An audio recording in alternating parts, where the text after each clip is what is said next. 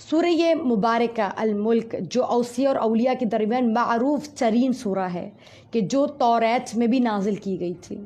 اور رسول اللہ صلی اللہ علیہ وآلہ وسلم اور امیر المؤمنین کی زندگی کا ایسا جز رہی ہے کہ آپ حضرات اس کی تلاوت کیے بغیر اپنے بستر پہ کبھی نہ جاتے تھے۔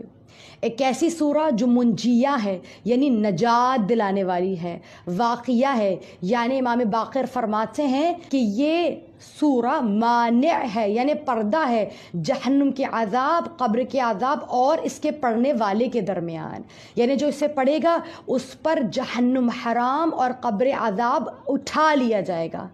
اور امام علی علیہ الصلوۃ والسلام ارشاد فرماتے ہیں کہ جو یہ چاہتا ہے کہ اس کے چہرے کا حسن مانند حسن یوسف ہو جائے، اس کی جوانی تا دیر سلامت رہے، اسے چاہیے شب و روز سورہ ملک کو اپنی وظیفہ زبان بنا لے، اپنا ورد زبان بنا لے۔